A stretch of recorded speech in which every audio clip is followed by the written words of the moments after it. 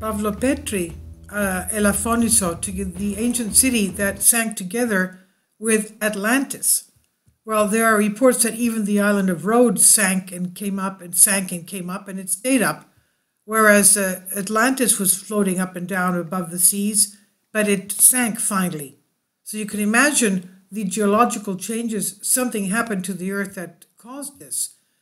Elafonisos, the island, a colorful sapphire that glitters its thousand rich beauties in the crystal clear sea of Moria in the blue waters of Zmigo Pelago, blue-eyed Propylon in the horizon of Minoan, Aegean, and Aeonian cultures, a seaside in the reflection of the dreams, sweet-smelling joys, the kiss of the blue spring, a pelagic weft. This is a Pavlopetri of Elafoniso, the ancient sunken city in the world, the hydrolytic prehistoric city of the Copper Age of Elafonisos. The prehistoric city of Elafonisos is immersed in turquoise marine colors between islands, and its cemetery nests in tropical dunes and rare cedars between an emerald sea, a canal, and a picturesque protected lake, and Rasura Beach of Punta, east of the canal for the passage of the smooth sea. Elafonisos is a rare world monument of composition of natural and cultural environment. It's part of Natura 2000, prehistoric center of the Zmigo-Olapas culture.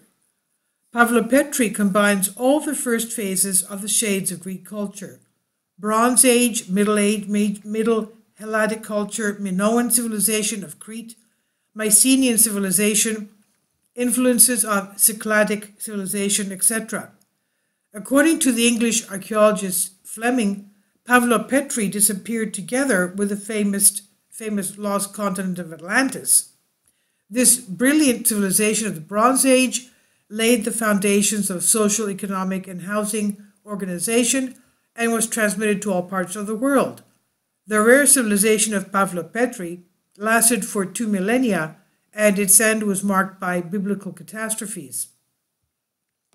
The discovery of the rare culture of Elafonisos. The cemetery in Pavlopetri was visited by Leake in 1806. In 1904, the first president of the Athens Academy, Phokion Negris, mentioned the existence of the sunken city, and after the founding of the new settlement of Elafonisos by the people of Mania, Paschalis Gerakarakis officially informed the existence of prehistoric relics, prehistoric artifacts and remains. The rare prehistoric city, with a residential design of buildings, streets, and squares, was surveyed by the Cambridge Institute of Oceanography in 1968. It was first published in Greece in 1990s through the books of Dr. Konstantinos Mentis.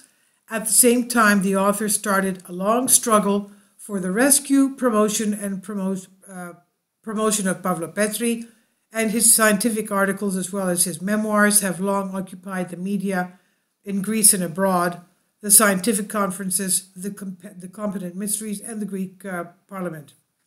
In the year 2009, underwater research began with the most modern means through the University of Nottingham with Dr. John Henderson in charge, and with the participation of Greek archaeologists such as Mrs. Gallos, Mr. Spondilis Elias, and others. The program, funded by the Institute of Aegean Prehistory, the University of Nottingham, and the British Archaeological School of Athens. The underwater location of this submerged city, 700 meters northeast of Agios Piridon Elafonisos, is the islet of Pavlopetri from which the whole area took its name. This island is only 200 meters from the coast of Punta and in the sea area that is enclosed between Pavlopetri on the opposite coast and a very small island located northeast from Pavlopetri opposite the canal and the cemetery. It's a sunken prehistoric city of Elafonisos. The main volume of the city is located 200 meters northeast of the islet, and that is opposite the canal, and 70 to 100 meters opposite the shores of Punta, only at a depth of 2 to 3 meters, so it's the height of a person. Now, architectural miracle of prehistory and design of urban culture, the residential plan of the prehistoric city of Pavlopetri, a rare plan almost unique in mainland Greece, is offered by the prehistoric site of Elafonisos in Pavlopetri, as presented by the British scientific team in 1968. 15 separate buildings were identified and surveyed, with 5 streets and 39 prehistoric tombs, while a relevant article followed. 1969 BSA magazine by English archaeologist Anthony Harding, Gerald Cadogan and Roger Howell. The residential architecture of the sunken city in the Bronze Age. The spatial plan of the sunken city of Elafonisos includes 10 districts, buildings of 9 to 10 rooms, courtyards, stairwells, cobbled main streets with side cruciform walls, etc. The above-mentioned residential plan of the prehistoric city would be envied today by several modern and prominent tourist resorts. In Pavlopetri lies the ancient sunken palace of sovereigns in the world. Several leaders of Pavlopetri, who preceded Menelaus and Agamemnon for millennia, organized economic activities with Kythera, Crete, and Cyclades, Evia, and other important areas of the then-known world. Pavlopetri, together with Kythera, controlled one of the most important prehistoric passages of the then-known world. The Copper Age cemetery on the coast of Punta. A rare composition of prehistoric location offers us a beautiful location, Pavlopetri, with the sunken city of 5 millennia ahead and its cemetery perched northeast of on the reefs of the Peloponnese coast. The coastal cemetery consists of 60 tombs, some of which are now under the seawater, and when Leake visited the area in 1806, he probably saw all the tombs. The tombs were concentrated in groups and most had an entrance from the east.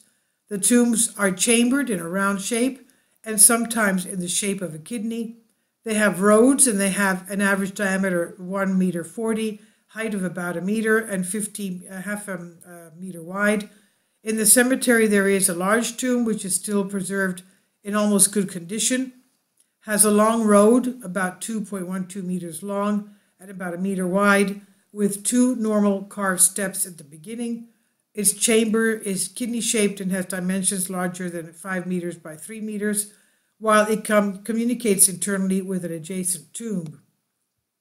Closer to the sea there are 4 smaller tombs which must have been used for the burial of infants or children. The channel and the bridge of the city. The channel is located in the northeast end of the reef. It's about 23 meters long and it's about 1 meter wide. It is interrupted at 3 points by graves of the cemetery, while at its entrance it has a fence to control the seawater that was channeled into the lagoon. The bridge over the canal is obviously shaped like a central dome with an arch, quite round. Unfortunately, this important Roman bridge, which survived for thousands of years and was explored by the British in 1968, was destroyed in our day, and the historic canal of the area underwent significant damage and destruction. The economic life of the prehistoric inhabitants of Elafonisos.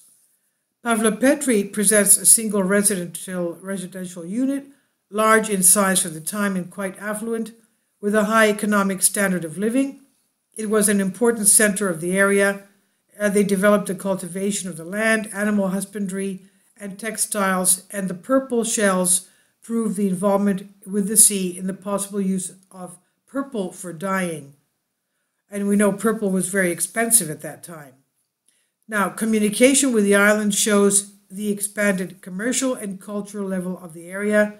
Prehistoric Elafonisos seems to have more ties and relations with the Aegean Islands, Kythera, Crete, and Eastern Mediterranean than with the rest of the Peloponnese, and especially with its interior.